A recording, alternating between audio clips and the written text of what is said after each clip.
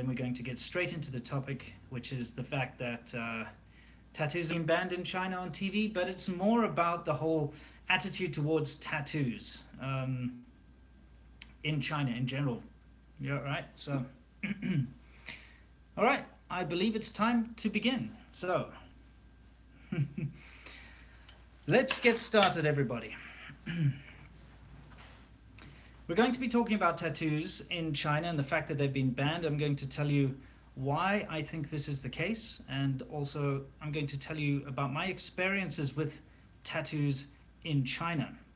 And first of all, I'm going to basically take a sip of this beer and begin.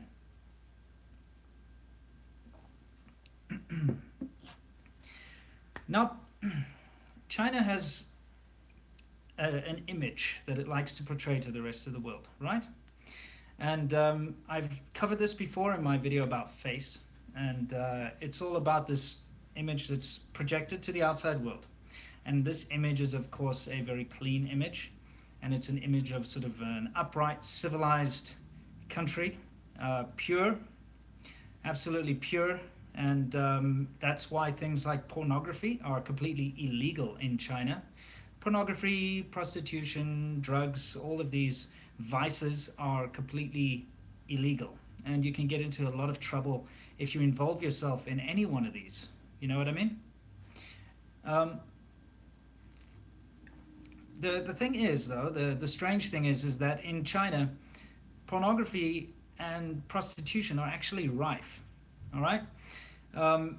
And this is very evident if you ever visit a hotel in a smaller tier city, well, even the bigger tier cities, what am I talking about? Even in my own apartment complex, I get prostitute cards put under the doors, right?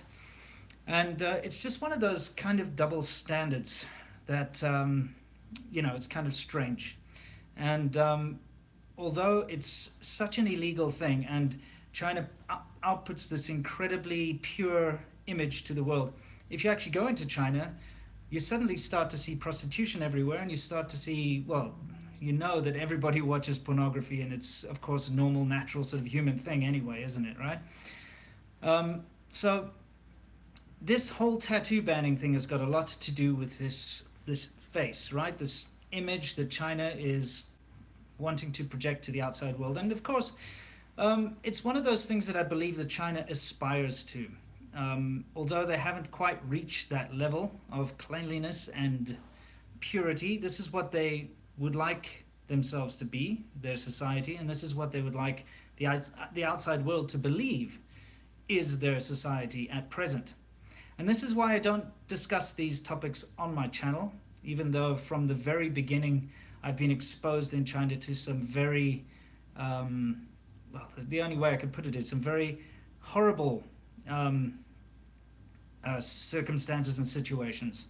And I will go into detail about these at some point, but I've always never talked about these things because I understand that being a guest in China, being a foreigner, being a guest, it's not good to air China's dirty laundry, and so that has never been my mission. I've never been there to air the dirty laundry of China, and I don't intend to ever be that guy to go and air the dirty laundry of China, because that's not what I'm all about. My videos are helping people understand China, and also helping people survive China if they go to China. Anyway,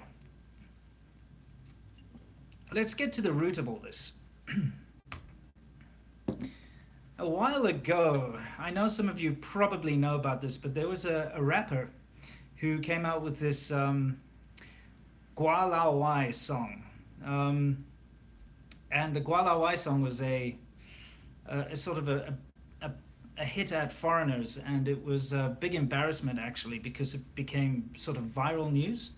And what happened with the whole Gua Lao Wai scenario is that it actually caused a lot of embarrassment for China.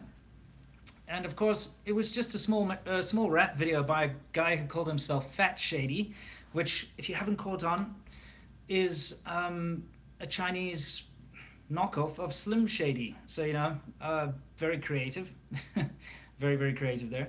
Anyway, the fact of the matter is, he made this song and it caused China to lose a lot of face because it was a very violent song towards foreigners.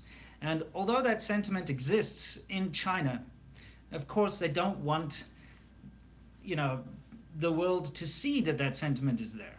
Like I said, it's face. They want everybody to think that China's very accepting and very international and all that kind of thing. So to do a video like the Guala Wai thing was actually a big embarrassment.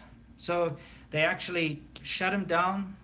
They took down all his videos, his Guala Wai videos, and they did all sorts of nonsense like remove him from like musical associations and things like that, right? So that's where it all started.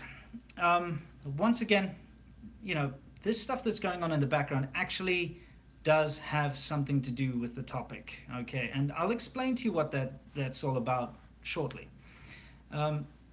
Anyway, so this Fat Shady thing didn't go down very well, and he was kind of brushed under the carpet. And then recently, another rapper in China made a rap song called Christmas Eve. And in the song, he glorified drug use, which, okay, China is really hung up on drugs.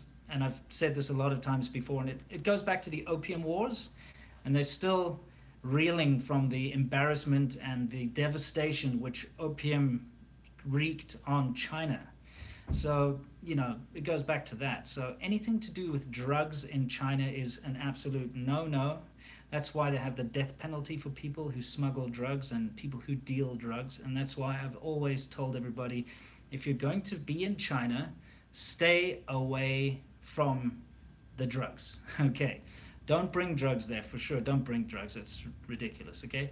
Number two, don't take drugs there. Of course, it's entirely up to you. I know a lot of people who do smoke weed and so on and so forth in China, but I disassociate myself from those people specifically because I never want to get caught up in any kind of drug-related incident in China just because it is so bad. Okay. So this rapper made the song called Christmas Eve, in where he sort of glorified drug use, and he also had a lot of vulgar words about women and things like that, which of course goes against this sort of purity idea that China, this purity image that China is trying to project. When he was called out on it and criticized by the government and so on, he blamed himself being brainwashed by black rap culture. Of course, it's a bit of a cop-out, but it didn't save his skin, and he kind of lost his career, more or less. And then that was kind of the final straw, which prompted the government to put out a mandate to pretty much ban on TV. I'm saying ban on TV. I'm not saying they're not banning rap. They're not banning tattoos. But on TV, they want to ban any references to hip-hop, rap culture, rap music, and of course anything to do with it, including tattoos. And they actually got a kind of like a mandate, right? And the mandate goes like this. I'm going to read this to you because I wrote it down. In more or less these words, the sort of controlling body of media in China has said, absolutely do not use actors whose heart and morality are not aligned with the party, the Communist Party, and whose morality is not noble. Once again, nobility being, this whole image of purity and nobility and culture that China is trying to project, and at least trying to attain. So I'm not saying they're not capable of it, but at the moment, of course, there are a lot of shortfalls in Chinese society, but this is their ultimate goal, right? The next part that they say is that actors who are tasteless, vulgar, and obscene, are not going to be allowed to be shown on TV or used in any TV programs. And any actors whose ideological level is low and class, or has no class, or their class is low, right? Okay. And finally, no TV shows or TV programs are allowed to use any actors with scandals, stains on their reputation, or problematic moral integrity. And of course, that's a very wide open statement. They can use that to, if they don't like someone, they'll just be like, "Oh, you have problematic moral integrity. Off you go." Um, the thing is, it's not the first time something like this has happened, and I could actually tell you about a recent thing which happened about a year ago. Massively, massively popular Chinese period drama, right, on TV, where it was set in the Qing dynasty, or it's quite typical for China. But this one was quite high production value. It had Fan Bingbing, which is one of the most famous Chinese actresses in it, and it was all about the first empress of China, right? So what it was all about was the whole daily dramas of this kind of stuff. My wife watched it. I thought it was the most boring thing in the world. You could not pay me to watch it. But a lot of the costumes, although apparently they're period correct, they showed a lot of cleavage. And of course, this wasn't up to the very high moral standards, right, of China's image and face that they're trying to project. So the show, although wildly popular, and it kept gaining popularity, it was basically told that either it cuts out the cleavage or it gets shut down. And they had to, and they did. And so if you watch that show now on TV, which I believe it's still going, all the sort of shots where they had the cleavage in it, they had to crop them and zoom in. So if you watch it on TV, it looks cropped, it looks low resolution, it's quite silly. But of course, they'd already filmed the whole thing, so there's nothing they could do about it. So I suspect that this new ban on tattoos and ban on rap, and all this hip hop culture related stuff is going to go into effect. And it's not just a funny rumor, or it's not just a thing. It's actually going to be, like I said, enforced. And I'm pretty sure it will be enforced. So it's kind of interesting. But let me get back to tattoos, okay? And then I'm also going to talk about this in a minute, in case you're wondering why there's some kind of classical concert in the background, right? So, my introduction to tattoos in China. When I first arrived in China, 12 years ago, or should say when I first went to China, it was very seldom that you would ever see a tattoo. The only people that have or had tattoos back then were prostitutes, and it's quite easy to see. They usually have a like a small floral design on their, whatever you call this part of the hand, in between the thumb and forefinger, right over here. And if they have like a floral design right here, that normally means that they are a prostitute and they belong to a certain gang. So certain gangs have different floral designs, etc., etc. And of course, they have sometimes also on the sort of ring finger, that kind of thing.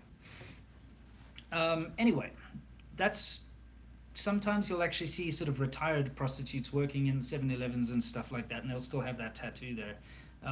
Or maybe they're just part-time working in the 7-Eleven, I don't really know. But that's the only time you'd really see tattoos, or sort of triad gang members, sort of the Chinese mafia, right? They sit around, the kind of scummy people, and they sit around outside in the urban villages and things like that. And they usually have tattoos of dragons and tigers and, that kind of crap. And although a lot of younger sort of scallywags, the sort of people who maybe just don't have much going on, they might get those to try and look cool, things like that. But, the real sort of scum, low-level people, sorry if I offend anyone by saying scum, but if you meet these people, you'll know what I'm talking about. Anyway, so it's usually sort of gang members, part of the triads, or prostitutes that had tattoos. Now, of course, with the advent of hip-hop culture and rap and all that kind of thing, tattoos are becoming sort of a glamorous thing. And of course, it's influenced a lot of younger people to take, get tattoos and things like that. And I think that's the main point behind the ban is because China still believes that tattoos are, really a bad thing. Now, I was working with a guy, right? And this guy had a tattoo on his calf. I remember this, okay? And while I was working with a guy, he came to get a job. This is like way back, 2006, right? And I kind of helped him to get a job at this kindergarten that I was teaching at, because I used to be a kindergarten teacher back in 2006 when I first, you know, got to China, and I was trying to find my feet. Remember, I was homeless for a few days in China, and an agent got me a job. It was a kindergarten job, right? And what happened was he had a kind of a nasty looking tattoo on his leg of some kind of demon or some kind of rubbish like that. It was, no, it was an eye, like an evil eye tattoo, right? And he was forced by the kindergarten to always cover it up, right? So he had to either wear long pants, or he used to tie a handkerchief around it. But it just shows you the attitude that people have towards tattoos. The fact that people actually have to cover that kind of thing up, right? Um, anyway, I want to just continue and tell you what this in the background is all about, right? Um, I went last night to a show here in Arizona put on by the Confucius Institute, okay? And they held this concert, and the concert was actually very well done. I'm going to be completely honest. Full orchestra, incredibly well put together. They played the traditional Chinese instruments like erhu and that whatever that thing's called. I can't remember right now. And of course they had proper Chinese opera singers over there.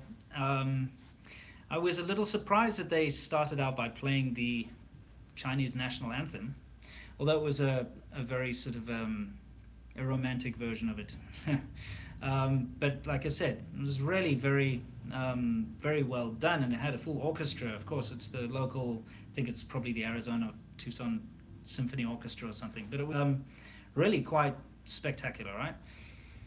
And it got me thinking about the double standards here.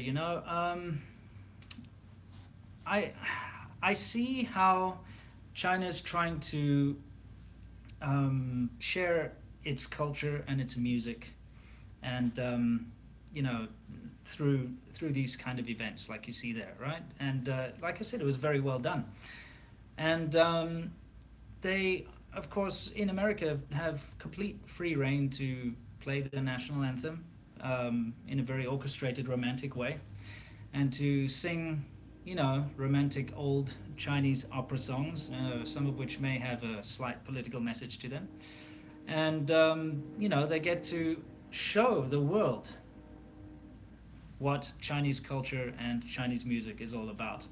And I just don't like the double standard when China completely blocks Western media, as in no more hip-hop, no more rap, no more tattoos, no more Western TV shows that we don't like, no more this, no more that. It just gets to me a little bit. But the thing is, I do want to say that I did enjoy the performance by the Confucius Institute. Now I know that there's a couple of rumors out there that the Confucius Institute is sort of a propaganda arm, and I'm very open to any kind of suggestions on either side. But it's not really my place to try and out anyone or anything like that. Wink, wink. But I've got to say that they did a great job in bringing Chinese culture and music to the States here. And of course the audience loved it, and everybody who's interested in China was there and enjoyed it. But it just kind of sucks that it's just not, they're not capable of doing the same in return, if you know what I mean. Now, I really wanted to say that I've seen a lot of things similar to this happen in China. By the way, never mind. That's kind of the end of the reel. I'm gonna shut down that projection. Okay. I I've seen how this has happened in China before. Like I said, with them banning the cleavage from the show and things like that. But China loves singing. They absolutely love singing, and anything to do with singing is very popular in China. In fact, I was talking to some of the Chinese people at the event last night in Chinese, and I was asking them, because some of them are in the choir here, and I was asking them, hey, did you ever sing in the choir?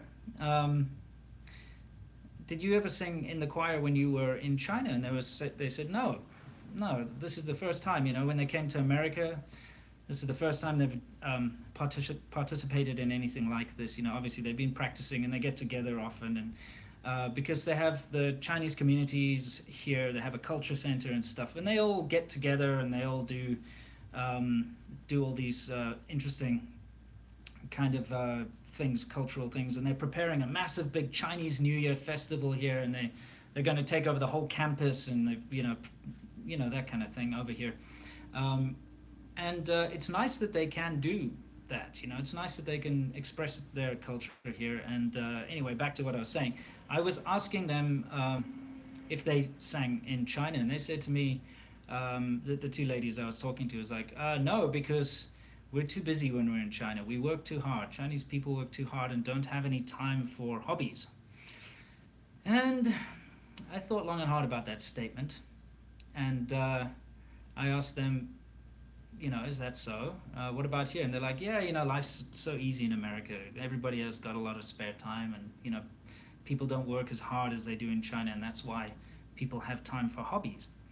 And I thought very long and hard about that, and I asked them, well, what about the people that sit around and play mahjong all day, right?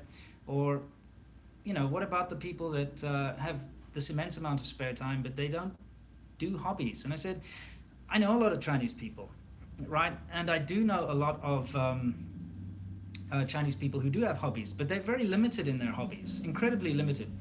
90% of my Chinese friends, if I ask them what they do for hobbies, they will say, well, they like to eat, they like to sleep, and they like to chang'e, which means go to the karaoke and sing. Like I said, singing is huge in China, and it's awesome.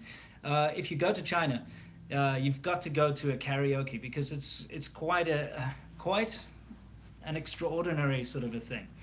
It always involves drinking, and it involves people singing their favorite songs, and people spend lots and lots and lots of time, practicing so that they can get good at their favorite songs, and then they show off to their friends every time. It's kind of interesting. And karaoke is one of them, and hiking is another one. But there's literally like 5 hobbies that are very common there, and very few people do anything outside of that. But when you come to America, they do have a lot of choice, of course, for hobbies, and that's why now they're joining choirs, and they're holding events and doing all these kind of things. And so I immediately called absolute bollocks on that whole "we don't have enough time because we work so hard" thing, because I know the Chinese work ethic, and I know how Chinese offices work, and yes, people do have a fairly busy schedule, but there's always a lot of time. There's a lot of time to do what you want to do, but China just hasn't reached that point in society at the moment where people start to respect and put a lot of time and energy into anything extramural, like any kind of hobbies. It's all focused mainly on earning money, and so anything that's not earning money in China is seen as something that's a waste of time, pretty much. And so that's the real reason behind it. But I was a little bit I could say upset by the conversations I was having with the sort of newly immigrated Chinese community here last night. Anyway, so that's pretty much the the be all and the end all of the topic. I just wanted to explain to everybody what my opinions are on that from what I've observed, and it is absolutely correct. Anything that is deemed vulgar or obscene, or this is in the anything that goes against this incredibly pure and cultured and civilized image that China is trying to project, will get chopped, just chopped, completely taken care of and taken out. And that's why um, very often TV shows are being, cut and censored in China and banned, and all that kind of thing really happens quite often. Anyway, I'm now going to open up to questions. I've been kind of monitoring a lot of this nonsense chat that's going on here. Thanks for just talking a bunch of crap, guys. I appreciate that a lot because it really is conducive to a good, solid video. But I would like to start to actually answer some real questions. So I would like to see some good questions from you guys. I'm just going to open it up on my desktop over here. Let's see if it's possible to make it bigger. Yeah, pop out chat. I guess that's what you do, eh? Okay. So guys, let's have some real questions and let's get some real answers. Okay. What have we got here? Let's see. Why did someone say Dodge Charger? I don't have a Dodge Charger. I have a Corvette. Okay. Where are you right now, Winston? Well, I've already explained it. I'm currently in Arizona, in Tucson, and I will be for about 3 more days, and then I'm back to China. What else? Are Korean women cuter than Chinese? I would say no, although Korean women are in general a lot more sophisticated, and they dress up better and use makeup a lot more, and of course a lot of them go for plastic surgery and things like that. But China is a very big and very vast country, and there's a lot of genetic diversity, so you do get a lot more I don't know how to say it, but you do get a lot more diversity, so that there's people for all walks of life there, and somebody for everybody's taste, man or woman. Okay, let's see what's next.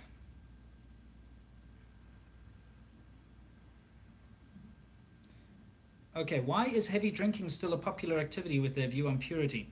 Okay, now that is a very good question, because although most vices are, completely banned, things like smoking and drinking are still very culturally accepted and socially accepted in China. And of course, it's a very big part of the culture.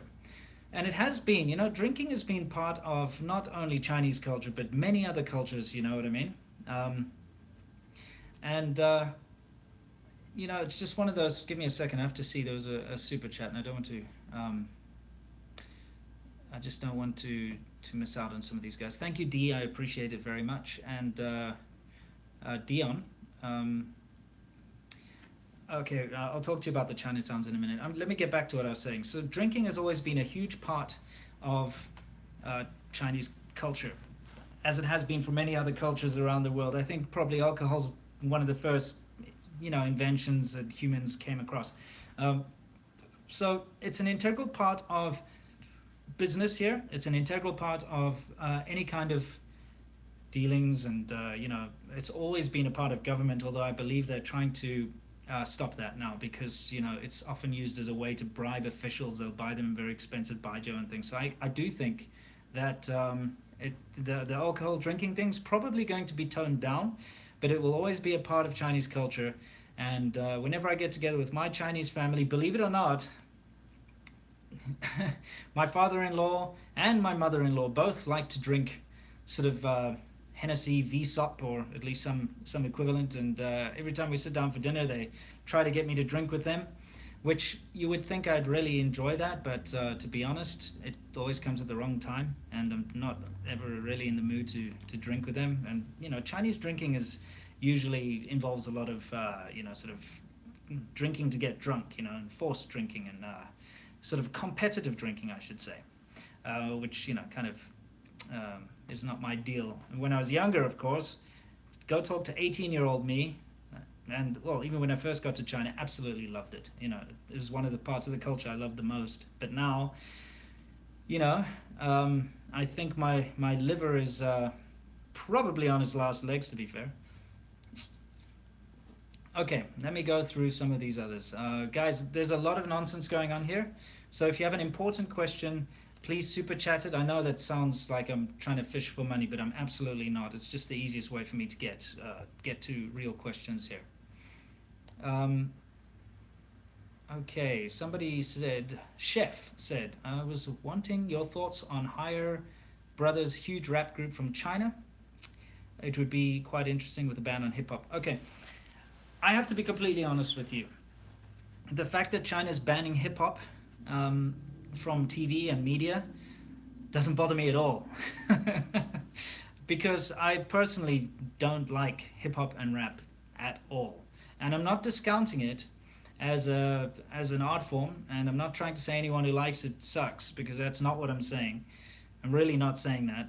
What I'm saying is that I personally dislike it, and I don't know if I dislike that or country music more. I'm kind of it's a bit of a tie. I probably prefer country music actually, just a little bit.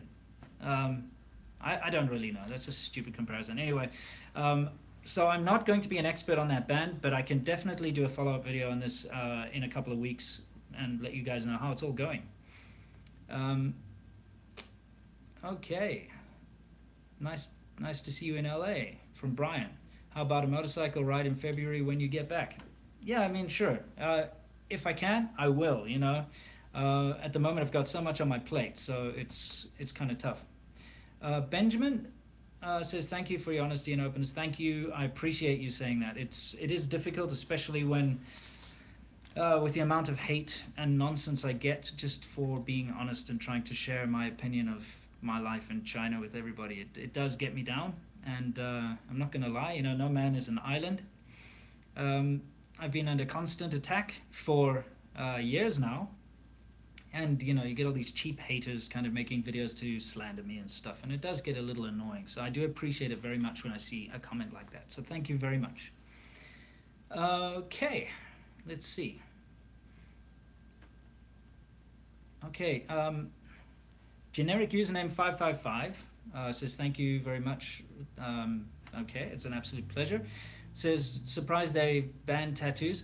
Once again, you have to understand that they haven't banned tattoos. They've just banned tattoos from TV. So, in other words, if you have a TV drama, you're not allowed to hire an actor who has tattoos, or I believe, at least if you do, they have to cover it up so that you can't see it in the show.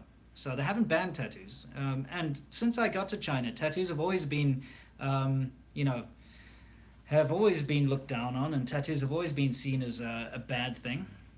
Okay, let's move on to the next one. How are the arcades in China? Okay. This is from Virtual Vice, who makes all my music, by the way. If you like that remix from the last video I did with the Hello Foreigner photo camera thing, go look in the comments. The artist actually left a link. I'm going to put it in the description after this video, and you can go and actually download the song, because it's hilarious. Anyway, the arcades in China are interesting. There are no official arcade cabinets. They're all emulators. They use what's called a Pandora's box inside, and you can select hundreds of games. So the arcade will just choose for each cabinet which game to run permanently, and they can switch it up as they like. And in fact, you can buy full arcade cabinets for quite cheap in China online. I've considered doing it many times. Okay, Bruni, what are your thoughts about Cape Town's water crisis? It's not surprising. Now, those are my thoughts.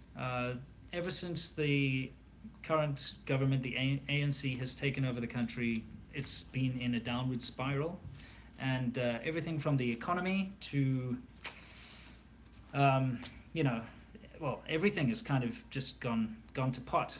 Power goes off about 2 hours a day in certain areas. It's called load shedding. The power stations can't cope anymore, and there's no one there who knows how to keep the power stations running. So the fact that they're running out of water doesn't surprise me.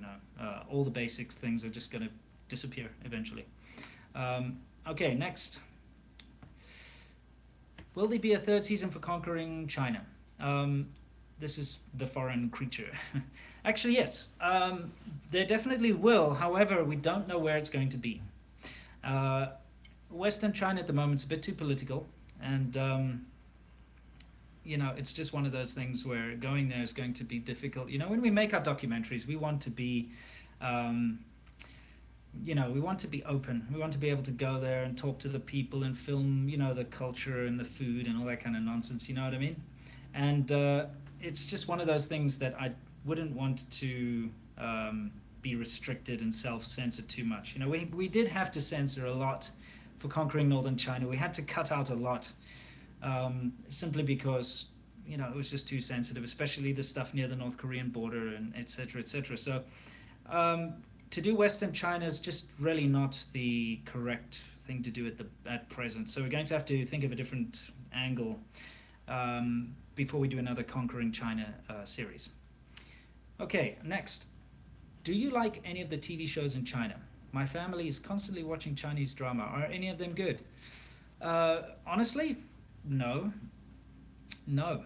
Um, there was, there actually was a good Chinese comedy show. What was it called?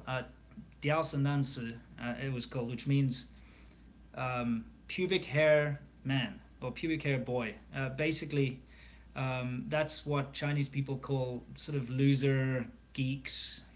That's their kind of equivalent of a sort of a loser nerd who sits at home on the computer playing games and stuff, right? And that was actually a really funny show, but that got banned because it was a bit too edgy.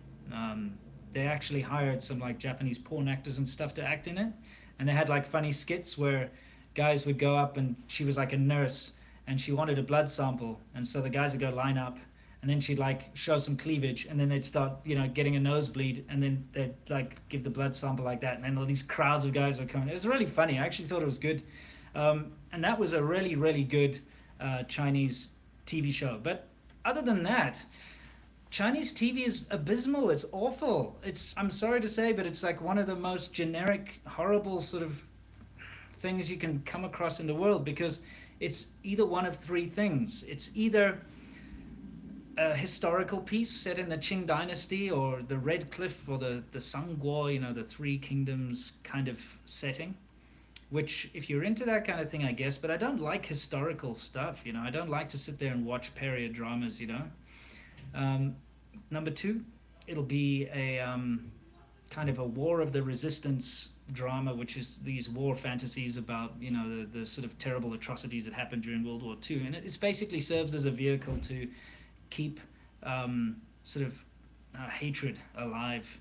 That's at least what I believe in. So you turn it on and it's just sort of these horrible war dramas that show terrible things and stupid battles, and it's all really trumped up ridiculous stuff.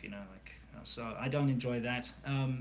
And the other thing will be singing shows. Like I said, they love singing. China loves singing, which is a positive thing and it's a good thing. So it'll be Voice of China, or they had this other, I think it was called Singers on Hunan TV, which was a big rap thing, and that's what has been shut down now as well because of this ban. Anyway, let's continue. How will Chinese officialdom deal with cryptocurrency?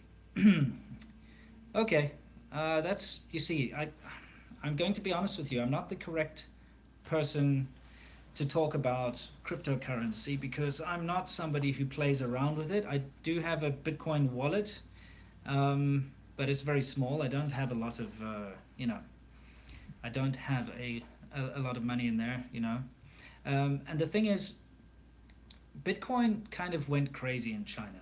It went insane. They set up massive big Bitcoin mining farms, and I do know some people who were involved in setting up these big Bitcoin mining farms where they would basically take like a whole factory floor and just fill it with servers, basically mining coins all day. And their electric fees are basically millions of RMB every month because they use so much electricity. It's just ridiculous, but they were making so much money, it was worth it.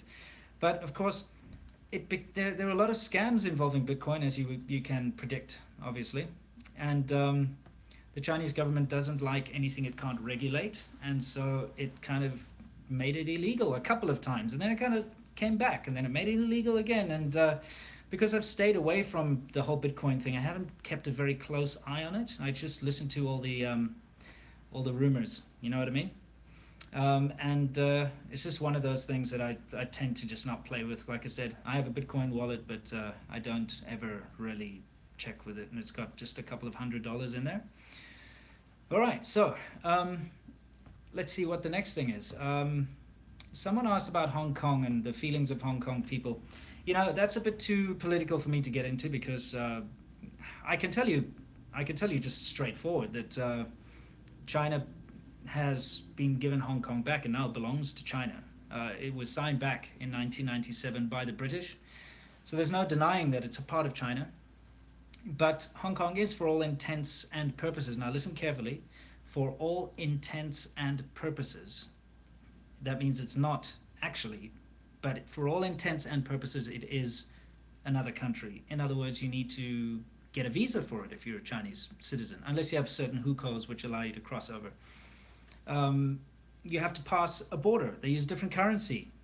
They drive on the other side of the road. There's, all the rules and the laws there are different to the rules and the laws in mainland China. So, of course, people living in Hong Kong believe that they are in a different country because, for all intents and purposes, it is. But it does belong to China, and it is a part of China, and there's no disputing that because it's been handed back. So that's pretty much that. Somebody says, when's the next meetup in Tucson? I don't know, man. I'm really tired and worn out from this trip, although I don't know, I might go hang out near the university, near Illegal Pete's and that kind of thing in the next couple of days, just to go and have a couple of beers or something. So if you want to go down to the university, I don't know, I can't promise, but I might pop there tonight, or I might pop there tomorrow night, or the night after, one of those three. I'll probably be there, probably about 7, 8ish, thereabouts. So if you want to come down to Illegal Pete's, you might see me wandering around the area. So, okay, next. Mike, thank you very much. Thank you very much. I appreciate that a lot. That means a lot. Thank you. Next. Michael Peacock says, enjoy the videos, especially the motorcycle trips. Thank you. I appreciate that very much. Motorcycle trips, as you probably know, are now more or less completely moved over to the ADV China channel. So go and take a look at the ADV China channel if you're interested in bikes, because, that's something that happens all the time. Seamilk and I have got a whole bunch of motorcycle trips, and there's lots more coming on that channel. Somebody says, you seem to like your classic cars. Have you hit a car show? Actually, it is something I absolutely love about America. And I went to go get a haircut, actually. Maybe you noticed. And while I was there, one of the barbers actually saw my car outside, and he was saying, like, wow, that's such a cool car, etc. And then he's like, hey, go down the street tomorrow, and outside Freddy's milkshakes or whatever, every Thursday people get together with classic cars. And I thought, well, that's interesting, and I actually went there, and yes, it was awesome. All the muscle cars. They had Corvettes and Mustangs, and Plymouth Cougars, and all the stuff I really love. So it was really awesome. I couldn't stick around very long because I had to go to that show, that concert, the Chinese concert. So I just stuck around for about half an hour, just looking at the cars. So I loved it. It was great. Hello, Folina, Photo Camilla. Yes, you can go look at the last one, go through the comments. There's a link somewhere there to the actual song. Virtual Vice, the guy who made it, actually, put it up there so you can download it and listen to it. Okay, what's next? Let's see. Someone said, why don't you hook up with Poppy and Jordan in Shenzhen?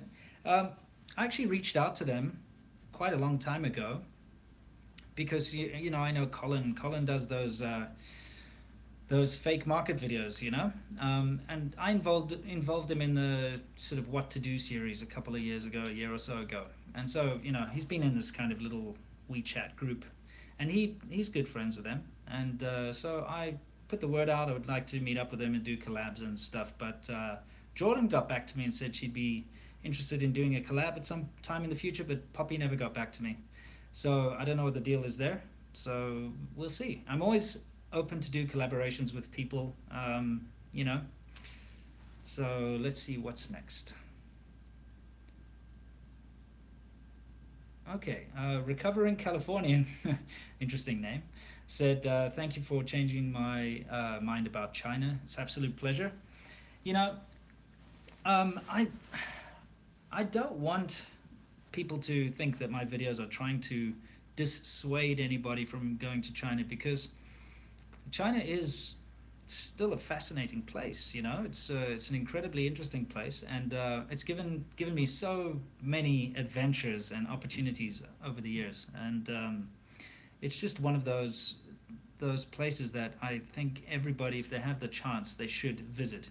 I don't I don't recommend China as a long-term solution. I'm sure you've picked this up from some of the ADV China videos and my recent videos, just because the way it's going, as you can see now with this ban on tattoos and foreign influence, it is becoming less open. It's closing. It has been for some time now, where outside influence and anything kind of Western is starting to become frowned upon, and that includes foreigners that live there, not tourists, by the way. Tourists are absolutely fine, and of course tourists drive a lot of the economy, so why not? The more tourists, the better. And China has a lot of beautiful and interesting places to go and see, and that's part of why I made the conquering northern China and conquering southern China videos, is so that people could see some of the more remote and interesting places in China. Right, so let's see. Any more interesting questions here? Let's see if I can spot some in this wall of text that you guys keep throwing here.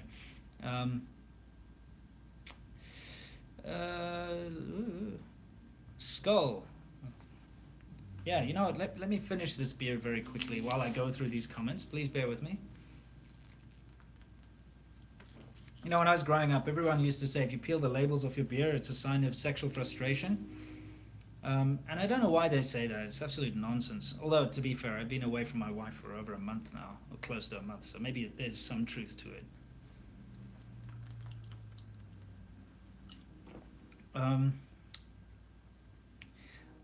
Let's see. Someone said, I was charged with a non-violent felon, marijuana, several years ago, but I'm about to graduate from Ivy League school. Can I get a Chinese visa? Yes, you can. I've had this question before, and I'd like to clarify this. The whole criminal record check is only valid if you're trying to apply for a work visa.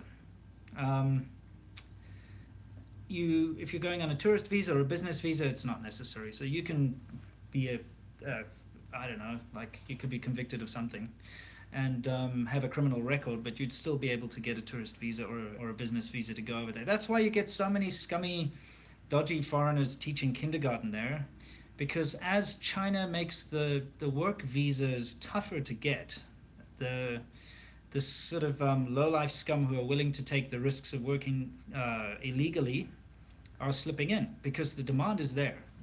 The demand for English teachers is still very high. And so you've got people who are willing to do the job and who have the qualifications and who really want to do the job, but because they're setting the bar so high now to get in there, because like I said, they're trying to go for this more civilized, more cultural outlook, you see. They set the bar so high that people that have got like a bachelor's degree and have experience in working and stuff, they're being denied because they just don't reach the, take all the boxes. So then the demand is there, and they're like, we need foreigners now. We need foreigners to teach at our training center, or we're going to lose all our clients. And then they'll go hire like some random foreigners that are there on tourist visas and sort of backpackers and Eastern European, whatever, sort of performers in bands and things, whatever. They'll just go hire absolutely anyone that they can find. And so it's kind of weird with them trying to clean out the bad foreigners by setting the bar so high. They're actually attracting and letting in a lot more undesirable foreigners. It's kind of weird. But you with your marijuana, non-violent felon will definitely be able to get a tourist visa or a business visa. So I suggest you go over there and take a look, because it's super awesome. China is still a super awesome place to go and visit. Someone asked, Nike or Adidas? I say Dr. Martens. Someone said, you enjoy the unrestricted porn access here? Um, well, I haven't really been checking that out, but I'll tell you what I do enjoy is the fact that I can run a live stream from my phone. I'm staying in a real sort of cheap motel. Internet's absolutely terrible here, but I can just stream it off this sort of temporary SIM card that I bought, and I'm amazed. It's pretty cool. Yeah. Okay, what's next?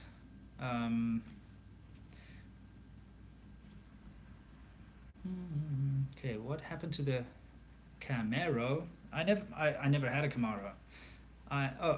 Camaro. What are you even talking about there? You're talking about a car. If you are, I have a Corvette. You can't mix those two together. Camaro is a cheap man's Corvette. Oops, shouldn't have said that.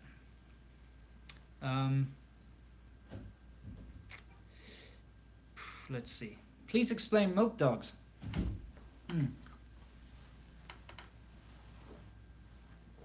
If you want to know about milk dogs, there is a video, and in fact it will explain a lot to you about some of the new China YouTubers. It's called China, You Will Love China and Then Probably Hate It, something like that, over on the ADV China channel. So go watch that, it's very good. By the way, I received this Leatherman from a very good friend of mine here, Tree. Tree, I wanted to say thank you very much. This has been incredibly useful on the trip. You have no idea, so thank you. So let's see next. Hey dude, I'm glad the screening was to your satisfaction. I was happy it was a hit. Don't forget you owe me a dinner.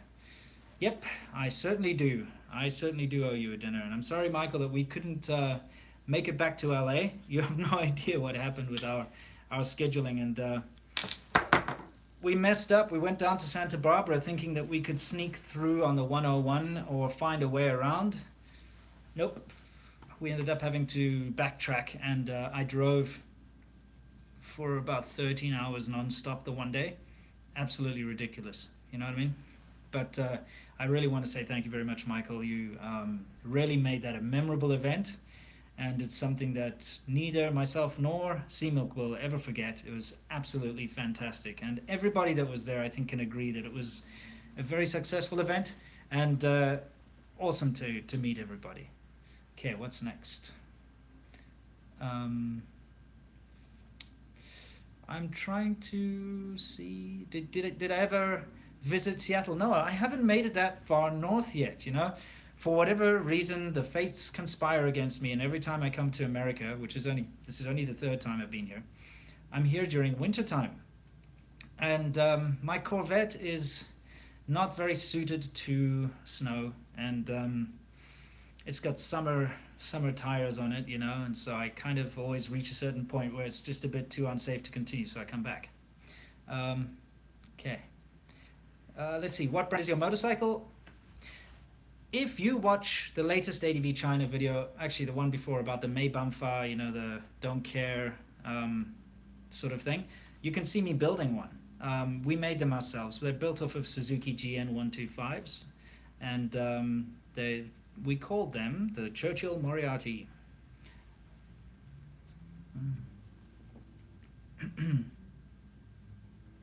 Let's see. What in your opinion is the best Chinese beer? Oh, that's easy. Qingdao. Of course, Qingdao is the best Chinese beer. There is no other good Chinese beer. Except, no, I lie. Last time on Conquering Northern China, we went to some place, I can't even remember. It was like Hailar or something, somewhere really north, and they had a Harbin beer, but it came in a blue bottle, and it tasted like what's that? Something similar to Hugarden, I think. It was a very light, sort of very nice wheat beer, and it was absolutely delicious. So that I can definitely say is probably actually better than Qingdao, but I've never been able to find it down south. It seems to only be up in the north. Let's see what else. what's your favorite American beer? Um, hmm, hmm. We've been drinking quite a lot of beer on this trip, and came across a beer called, what's it, 807 Firestone or something like that, in a place called Los Gatos, which was a really nice place, by the way. We stayed in Los Gatos for the night. Um, and it was really awesome there. But they had the worst pizza in the world, the absolutely worst pizza. Never ever go to a place called T-Bird's Pizza in Los Gatos because it's just terrible. But the city is very posh and very nice, and they that was the first time I got introduced to that whatever it was, the 807 Firestone. Sounds like a tire brand, but it's not. Okay, let's continue on. Mm, rank Taobao, Alibaba, JD, and 58. JD.com is the best. If you want to buy electronics and you want them to be real, JD is usually your best bet. Everybody knows that if you buy on Taobao, chances are you're going to get fake stuff.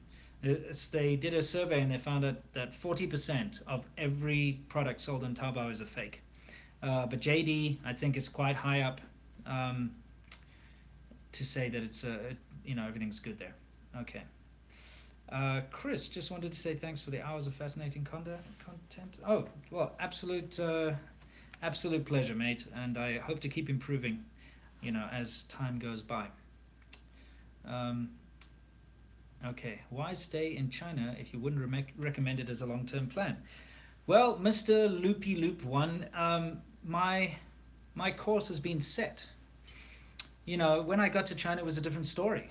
I got to China 12 years ago. A lot has changed. China is probably one of the fastest changing countries in the world, and it's one of those uh, situations that you wouldn't believe unless you went there. Now that's the thing.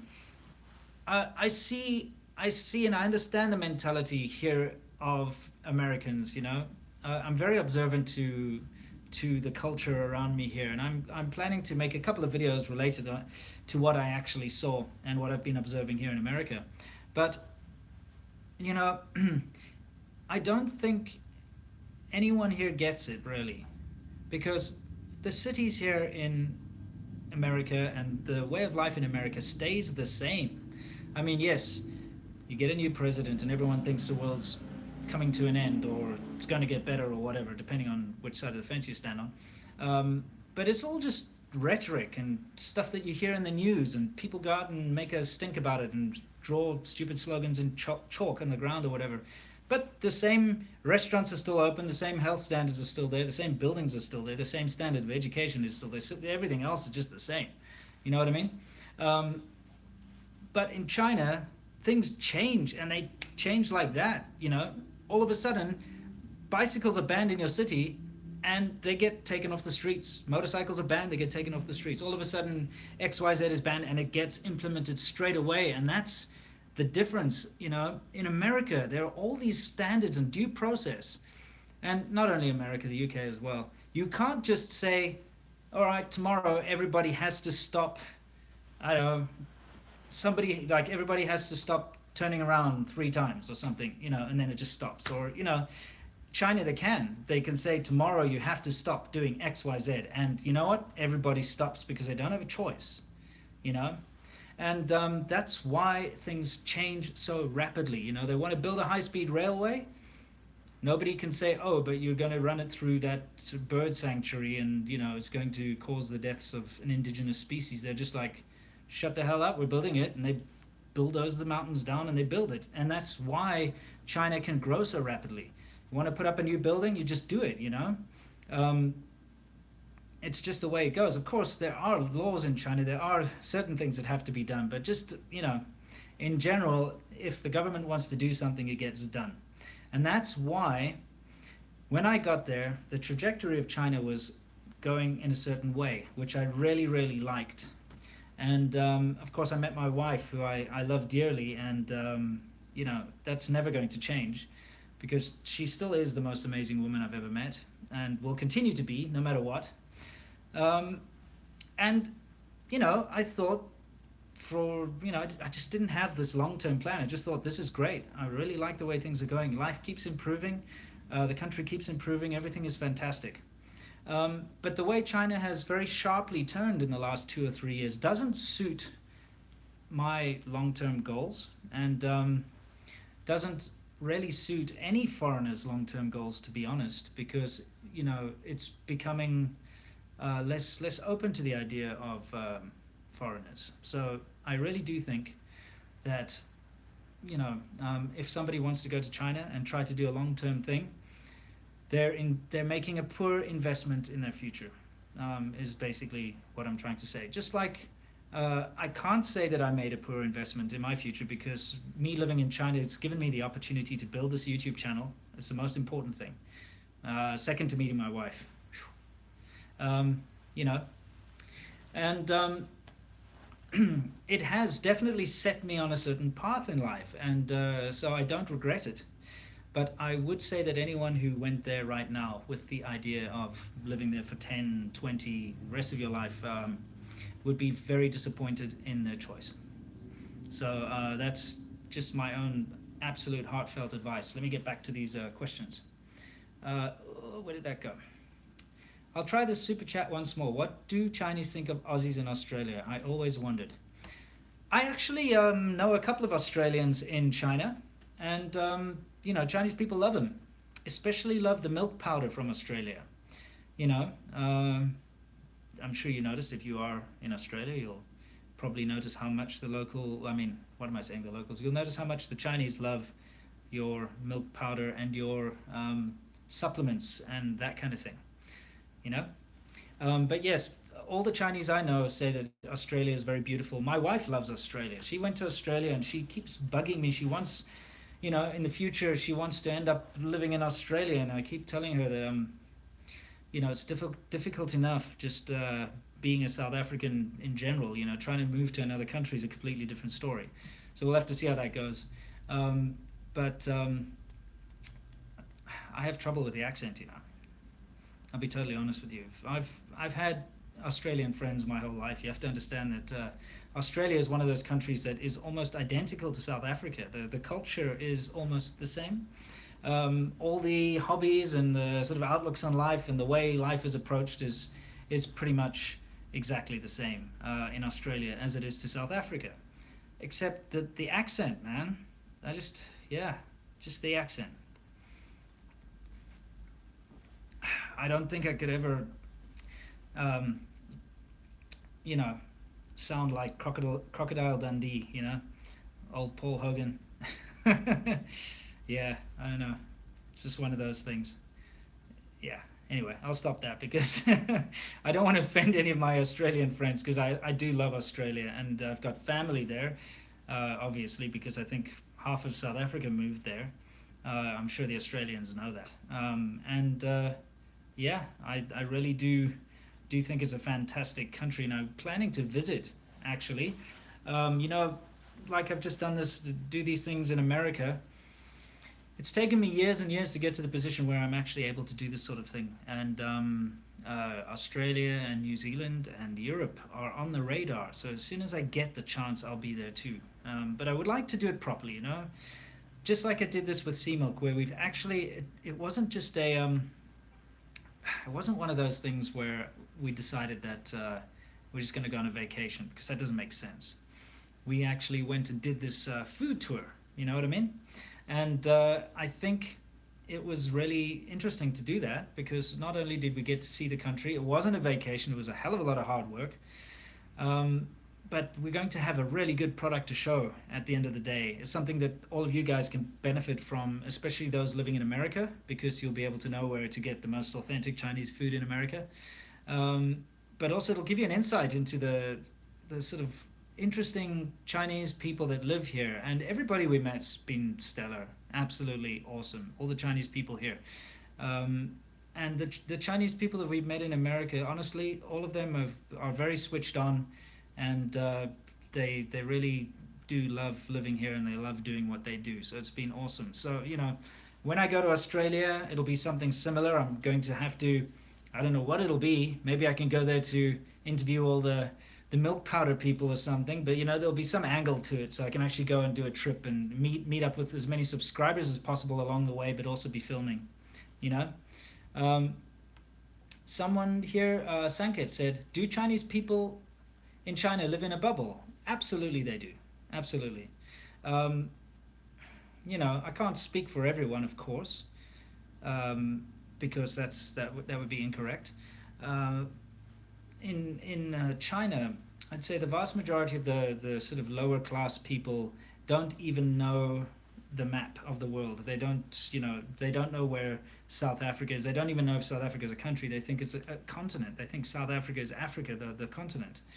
And you can ask them, you know, any question about any other country, and they won't know where it is on the map. They won't even know the name of the country. They won't know any cities in the country. It's absolutely the truth. Of course, your more upper class and middle class people are a little bit more switched on, and they do know these kind of things, but they still kind of focus very centrally on China. That's just the way China is. That's why, China in Chinese is 中国, means middle country or middle kingdom, and that's what they believe in. That's what they focus on. Um, let's see, what else do we have here? Do you have to visit the in-laws for Chinese New Year? Yes, I do. I do. And it's going to be awesome. You can tell I'm not being very genuine, right? The whole thing about visiting the in-laws is I can speak Mandarin Chinese, and I'm not going to pretend that I know it very well. On a level of 1 to 10, I'm probably around about a 5, 4.5, 5. Some subjects you can push it a little higher if it's something to do with idioms or that. I'm pretty good with those. But my in-laws and my wife's family all speak Cantonese, which I can't speak at all. So it's literally like sitting there in this room full of gaggling geese. It's the worst thing you can ever do in your life. You know what I mean?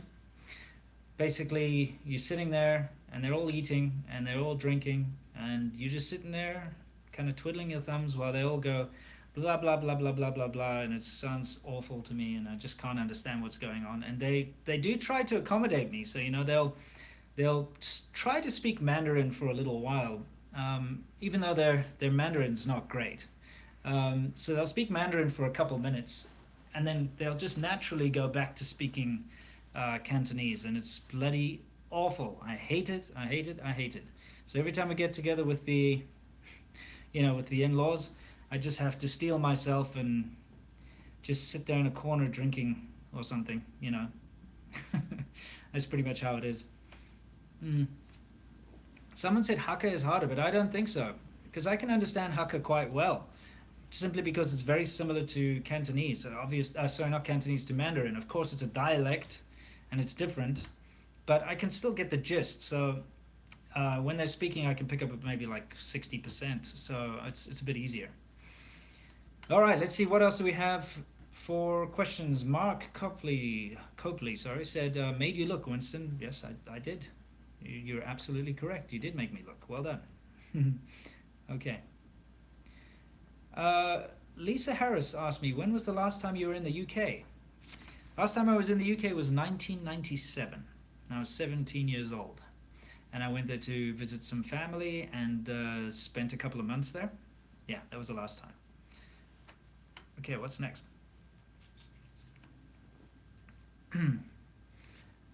Somebody asked, weren't you going to India? Yes, and we're planning to go to India possibly this year. Now, it all depends on this food series, guys. I'm going to be completely upfront with you. If this food series that Seamilk and I have just done, which should be out, the first episode will be out in February, early February. If it does well, we are going to probably try and do the India thing by ourselves, and I'll tell you why. Our producers for conquering northern China and conquering southern China, the camera guys and producers and editors, I put forward to them to do India, but the one producer was kind of against the idea, simply because he wants to finish all of China first before he moves on to another project. So he'd want to do conquering central China, conquering western China, conquering eastern China before we move on to India. So if our food thing does well, then Sea Milk and I will just do it by ourselves and go. We've already planned out the whole thing. We have a storyline, we have a script kind of what we're going to be doing there, and it's going to be interesting. It won't be food, there will be some food involved, but it's going to be a really cool thing. What said, did your in-laws accept you easily? Um, no Laowai issues. Yeah, that's they did actually. They did accept me, and I've said this a lot, and I've talked about this in the past. But my wife was previously married to a Chinese guy, just like I was previously married to a Hong Kong woman, as some of you guys know. But he divorced her because he was having an extramarital affair. Surprise, surprise. It seems to be par for the course in China. But he divorced her, and of course her family was very upset. And when I proposed to her and when we were dating and stuff, I didn't run into any trouble because in China, if a woman has been divorced, it's actually very difficult for them to marry again. Incredibly difficult. And there's a lot of stigma, and it's unfair and it's not correct. But if you were married and someone divorced you, to try and get over that hurdle when you try to remarry again is very, very difficult, right? And my wife is stunning and gorgeous and beautiful and a lovely person, and it's such a waste. It's such a stupid thing because she's such a lovely person. But when I proposed to her, her family were very happy, because there is a chance for her to get married again. So that's why I didn't have to put up with as much shit, excuse my French, as most people do. Someone asked, do you speak Afrikaans? Yes, I do. Don't know why people always ask me that on these live streams. I do speak Afrikaans. We had to learn it in school, I can understand it very well. I don't speak it very well, that's not my native language. I'm British, South African, which means my parents are English-speaking, British descent. But we had to learn it in school.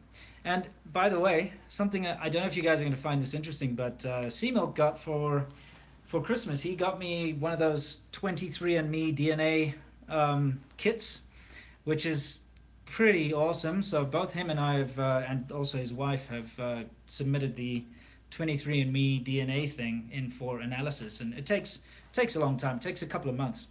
So it's going to be an interesting, really, really, really, really interesting thing. We're gonna see what my ancestry really is, because I personally just have a rough idea. There may be all sorts of stuff in there, so we'll see. Thank you, Lisa. I appreciate that very much. Will you ever go to Canada? Yes, of course I will. And this food tour that we did, everybody was saying, go up to Vancouver or Hongcouver or whatever they call it now. Go up there. That's where all the best Chinese food is, blah, blah, blah. Yes, of course, but you don't understand. I'm South African. If I want to go to Vancouver, if I want to go to Canada across the border, I need a visa. And so, although I have an American tourist visa, for me to get, a visa in Canada, I have to submit papers, and it takes like 3 weeks. I think it's minimum of 3 weeks for me to get that visa. And it's a pain in the ass, and my passport's full, so I don't have enough space for, new visa at the moment anyway. So, of course, I want to go there, but we've decided that we're going to do Canada as a separate thing. So we're going to do the food or something about Chinatowns in Canada separately. We'll go from Vancouver to Toronto and all that kind of thing in summer. Someone's saying there's a war on Afrikaans. I love Afrikaans. That's the thing. I've got nothing against Afrikaans. It's a very interesting language, and I'm very grateful that I learned it in school, because I can now understand Dutch. So when people speak Dutch, actual Dutch people from the Netherlands, from Holland, it's actually the Netherlands, but from there, I can understand what they're saying, and it is an interesting language, absolutely interesting language, and there's probably no better language to swear in than Afrikaans anyway. You know. Anyway, let's see what's next. Did you ever come across Masonic lodges in your travels? Love all the content. Actually, I'm not into all that conspiracy theory, Illuminati, Masonic stuff. But I did know people in South Africa that claimed to be a part of that, But I always took their claims with a pinch of salt. So yeah, never other than that, really. But I do see triangles everywhere. Here on the US dollar bill, they've got the evil eye or whatever. Anyway, let's continue. Um, uh, 你认识大卫吗? Do you know the way? 大卫? Skidler, Dawe. Do you mean if you mean that sort of I think he's Canadian or something? That Canadian Chinese guy who speaks in all the different accents? I've never met him, no. If you mean Schwarzboss, who recently died, yeah, I met him. Let's see, what else? What else is next? Ugandan Knuckles meme. Will you ever come to Norway? Dictator. I'd love to go to Norway. I'd love to go up to Scandinavia. It's always been a dream of mine to do a trip around Europe with my wife and show her, some of European culture and things like that. But of course, that's down to visas again. It's incredibly difficult for me to get a visa to go around Europe. So, and I've never really been in the financial situation to do it. But I do foresee that being a possibility in the future. So if I do, way in advance, because I'd love to meet, all my tall subscribers. Dustin, thank you. I appreciate that. Okay? What's this one over here? Okay, now let's do Dawe. Okay, let me look at this wall of text. Are you limited to the one-child policy? Actually, no. Foreigners have never been limited to the one-child policy. It's just one of those things. Someone says, do you like Jordan Peterson? Yes, I do. I do. I don't like to affiliate myself with different sort of political stances, but I do enjoy people with logic and reason. I do enjoy that a lot. Someone asked, is it okay to have two wives in China? No, but it's quite common. They call the second wife an Arnai or a Shaosan. Shaosan means mistress, really, but an Arnai is a second wife. And it's quite common for Hong Kong guys in the past. Not so much anymore, because now the Chinese economy is much stronger than it used to be. But when I first arrived in China, the Hong Kong dollar was still worth quite a lot more than the Chinese yuan.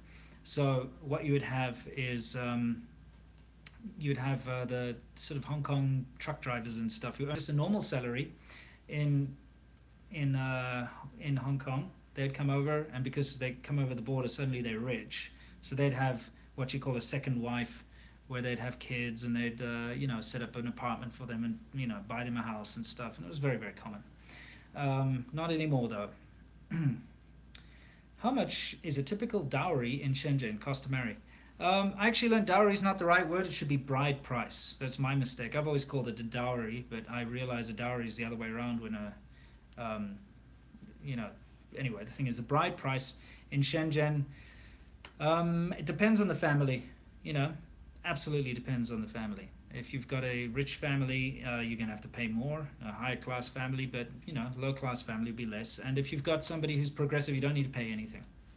Yeah. Everyone's asking, do you know Dawe? I know it's that Ugandan Knuckles meme, but sorry, I missed that boat. I don't really know what that's all about. I've seen it everywhere. Maybe I should catch up on my memes. Okay, what's next? Oh, is anime or manga popular in China as the West? Yes, I mean, way more popular. China's always been behind when it comes to creating their own content, at least within the last, 100 years or so, or the last 70 years or so. Obviously, you had the Cultural Revolution, everything got destroyed, everything got wiped out. And so my my wife and everyone of her generation, they grew up watching Doraemon, which is, you know, Doraemon is a Japanese anime from the 70s. And, it's about that little blue robotic cat. Um, and I actually quite like Doraemon. I think it's awesome. They grew up watching Doraemon and they grew up watching Sailor Moon and all these kind of things. I see old pictures of my wife with like a Sailor Moon T-shirt when she was like 12 years old, things like that. It's kind of fun. So like manga, which are comic books from Japan, have always been very popular here in China, and they're sold on the streets at all those newsstands, and obviously, uh, China and Japan have a lot of issues, so it's kind of a weird situation that the Japanese media is consumed so heavily here, considering all the animosity. But they do, and they absolutely love anime. And recently, Chinese people have started to make their own. So, if you look at what the young kids are reading these days, they've got like, looks like Japanese anime and, well, Japanese manga comics, but it's all made in China. And, they've got all the usual stuff, and they've got their own TV shows and all that kind of thing. It doesn't look as good though, but it's getting there. It's almost there. Mm. Okay, what's next? Um, Someone asked me, do you plan on living in China for the rest of your life? I think I kind of answered that question earlier when I was talking about like it's not a good idea for long term at the moment. Um, of course, I'd love to stay, but it might not be possible for me to stay that long. Someone asked, why are you sunburned? Easy answer. My Corvette, take the top off, driving around in Tucson, in Arizona, the sun's harsh. Okay, let's see. Freddie Rehnquist. Um, Absolute pleasure, mate. I've got a friend here, Dan, in Tucson, and I speak to him about his wife and speak to his wife, and I do understand that there's a big culture gap, and it is difficult to understand sometimes or accept some of the cultures from both sides. And so I do hope that my videos can help people who are in these sort of intercultural relationships, because um, I do think that it's challenging, incredibly challenging. So yeah, um, Glitch Life, you inspired me to start my own channel. Awesome, mate. Absolutely awesome. Keep it up. Mm. Skyline, can I borrow? No, you can't borrow my car, Skyline, because I know that you drive your car with a blown head gasket or whatever, and with smoke coming out the exhaust, and you just top it up with like oil all the time. And I'm not letting someone who tortures a car like that drive my Corvette. Sorry. Somebody asked, do you use Snapchat? Actually, yes. I just got onto Snapchat. Seamok taught me how to use it when I came here. He's gotten into it and stuff, so I've just joined onto Snapchat. I think you can find me if you just search serpentza. I'm not sure how it works really. Whoa. Wilson Olive? Wow. Thank you very much. Honestly, I don't know what I did to deserve that, but thank you very, very much. All right, guys. Let's see if we can have a couple more pertinent questions. Somebody here said that Prozzy went to Taiwan, and he says Taiwan is 1,000 times better than China, blah blah blah. Yeah, again, I can't get into too political discussions, but I really love Taiwan. I think Taiwan's a fantastic place.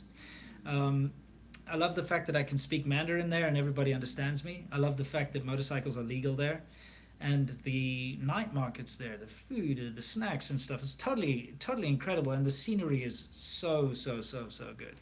So from just a place to visit point of view, it's awesome. It's really fantastic. Absolutely love it. And yeah, I'm still blown away by Wilson. Thank you so much, mate. Like that means a hell of a lot to me. It really does. All right.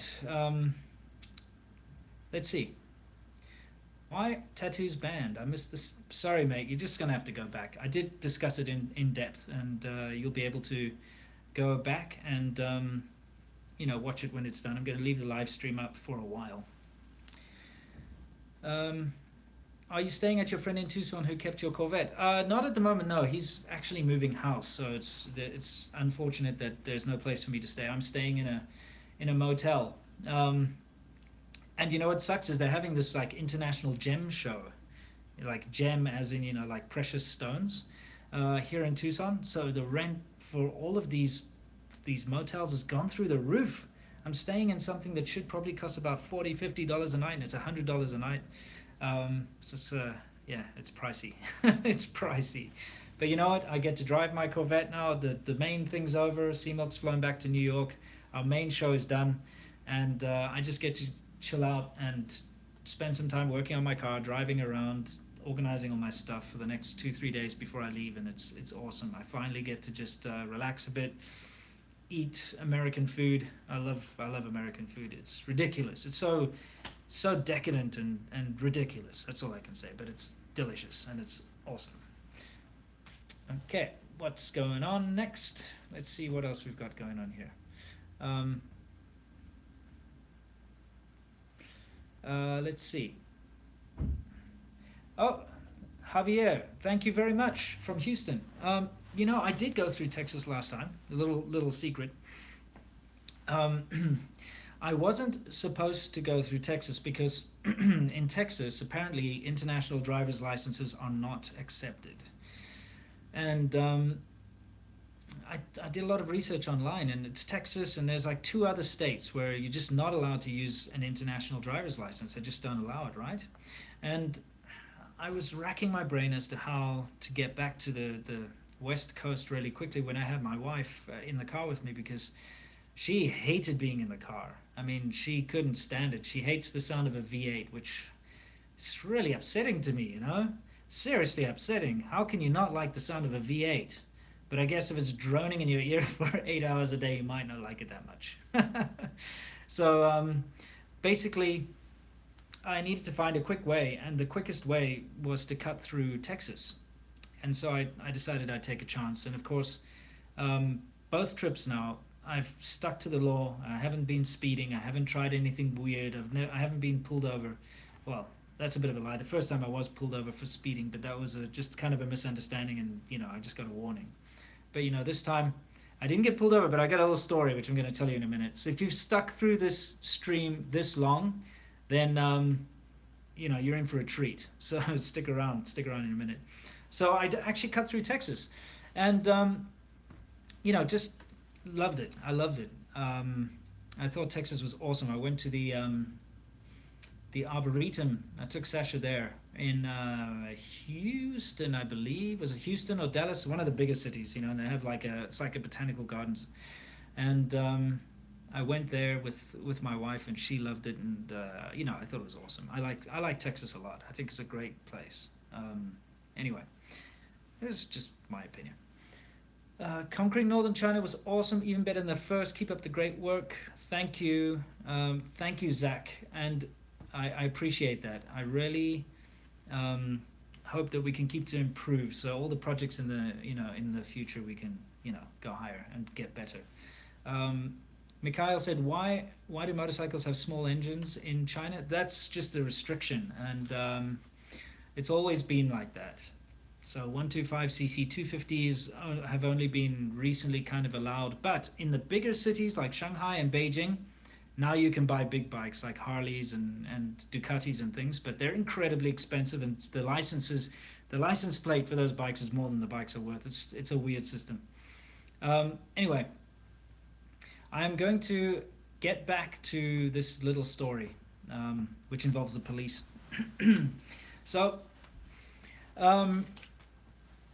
what happened was, during our trip, C-Milk and I released a video each, right? He took Vivi, because she came to meet us in Los Angeles when we did our screening. She stayed and she went to the screening. So I think it was just before the screening or just after, I can't remember, but C-Milk took her to sorry, Wilson. I'll try to get to your question. I've got to finish the story first. Um, so he took Vivi to In-N-Out Burger because basically she'd never been, and actually Sea Milk hadn't been to In-N-Out Burger before. I'm gonna update you on that as well.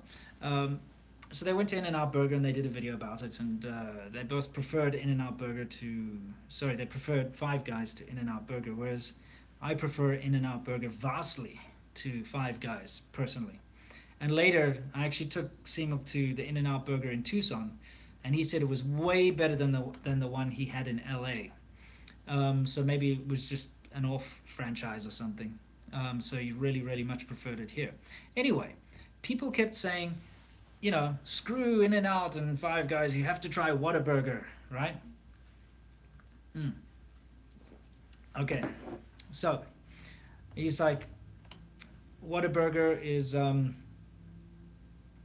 better than both of them. So we decided, okay, we're gonna go and prove. And don't worry, Wilson, I'm gonna get to you. Don't you worry.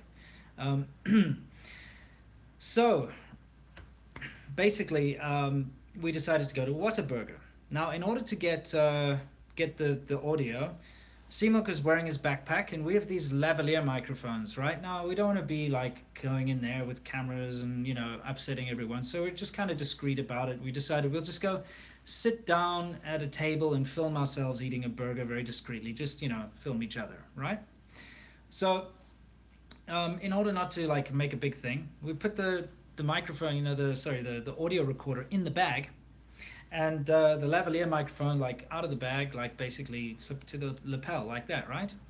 So we go in and we order and we sit down and we're just busy filming each other. And we're talking about eating the burger, and actually got recognized. The subscriber said, "Hey, you're from YouTube." And so we took photos together and all that. It was kind of cool, right?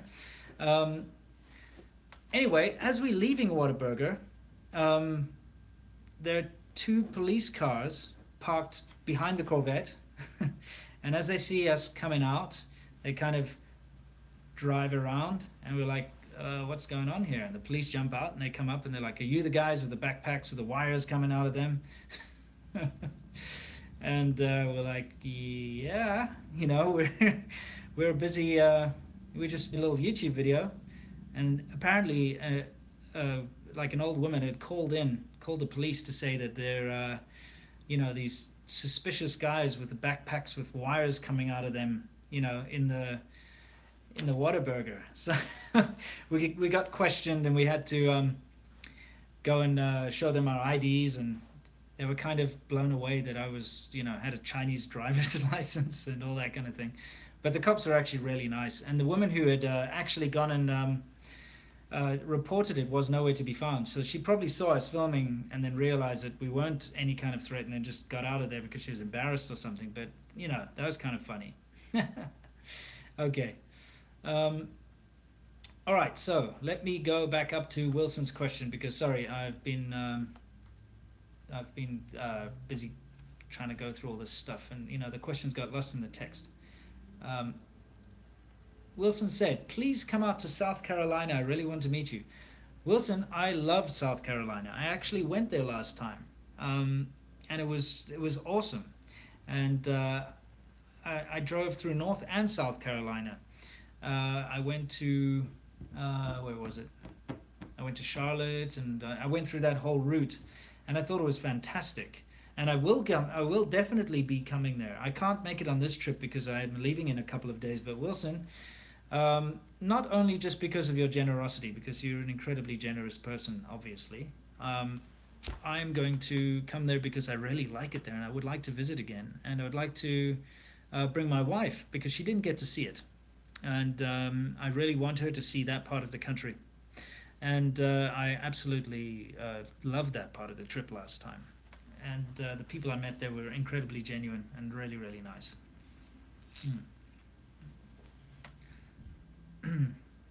Well, Wilson, the best way for you to contact me is via my Facebook page. And I have to kind of apologize to everybody. I'm incredibly bad at keeping track of all my messages. But I don't want you to think that I don't read them. I get messages on YouTube.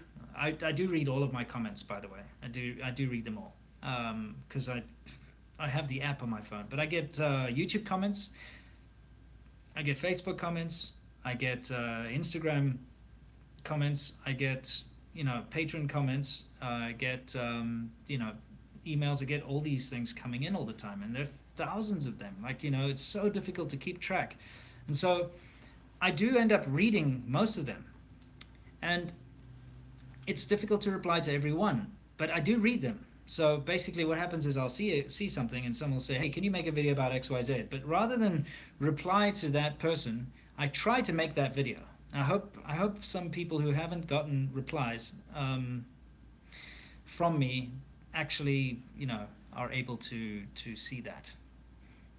Um, let's see. Favorite province in China out of Guangdong and why? Oh, definitely Guizhou. Guizhou is beautiful. It's stunning. Just the scenery there is amazing, and the roads there are amazing. It's really quite spectacular. Um, anyway, back to you, Wilson. If you would like to get a hold of me, please leave a message on my Facebook page, or which is facebook.com/Winston in China, and I will get back to you. People keep asking me to put the sunglasses on. There you go. Easy. Done. Done and done. And they're off again. Okay, great. Let me see if there's any other pertinent questions here, because this is dragging on a bit, guys, and I don't want to waste too much of your time. Let's see. How much milk powder do you have to bring back? I don't do that. I'm not a smuggler. Although, to be fair, my wife did ask me to pick up some I don't know, supplements or something, whatever. When will you revive the glorious Dutch Empire? Not in this lifetime, mate. Not in this lifetime. Okay. Awesome. What is next?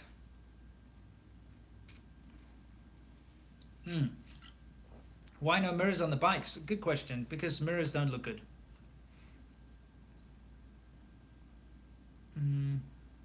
Okay.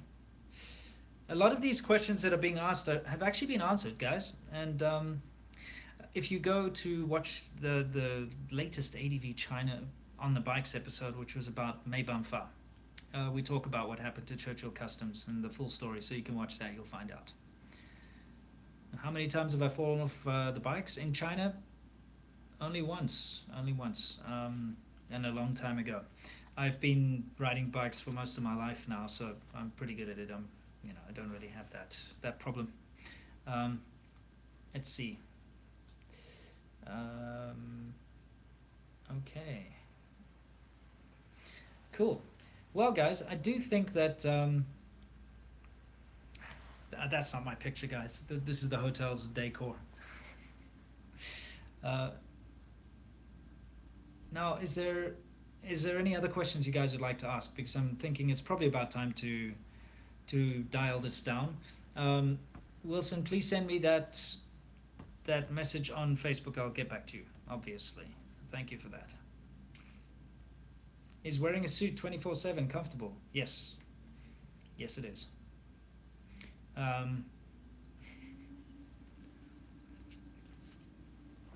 Oh, hi. I want to know China. Which town you recommend? Mandarin is basic. I don't know what you mean by that, Daniel. If you mean China towns in America, most of the ones in LA were Mandarin speaking, except for San Francisco, which was Cantonese. If you're talking about China, everywhere in China you can speak Mandarin. It's necessary. Everybody has to learn it. It's one of those things. And thank you very much, Fu Hu Xia. Appreciate that. Awesome.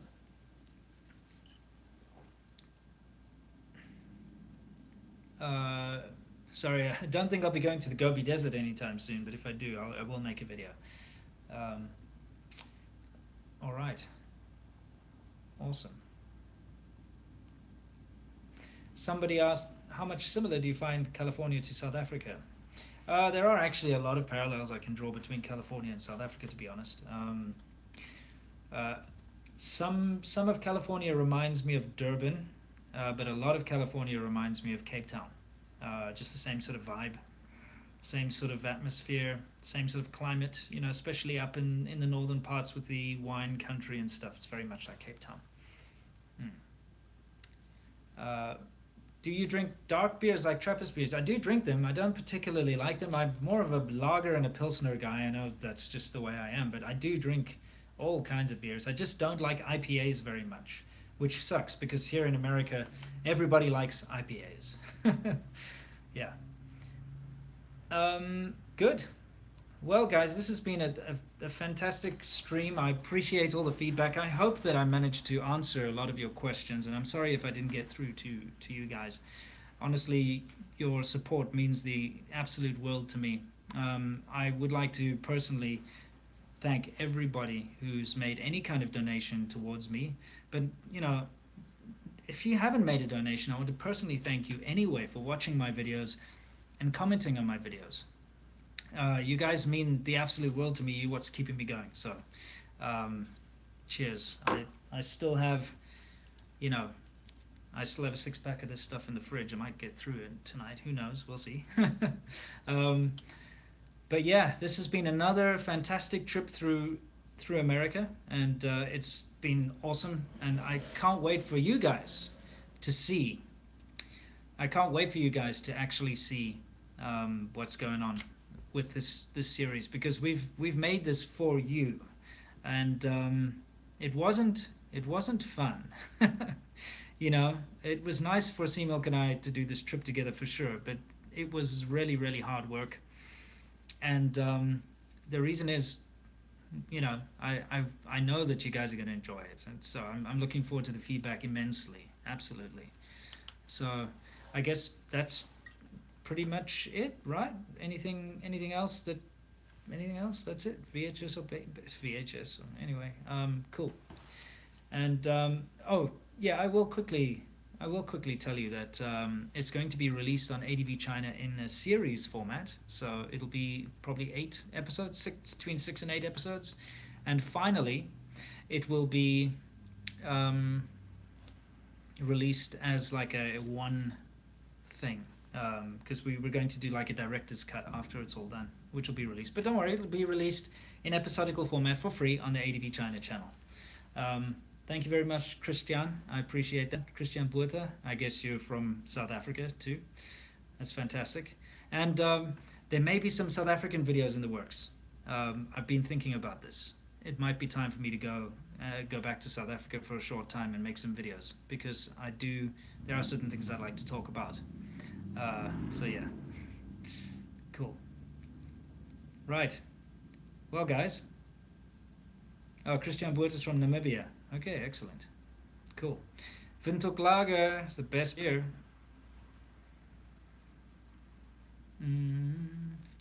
Wow, okay. All this stuff. Fantastic. Right, guys. I think it's time for me to cut this off. Thank you once again, everybody, for joining me on this live stream. It's been an absolute pleasure to speak to all of you. Thank you. And I hope you have a wonderful evening or morning, depending on where you are in the world. And I can't wait to see you in the next video. And, you know, I'll try and make it a good one for you. See you next time, guys. It's been fantastic.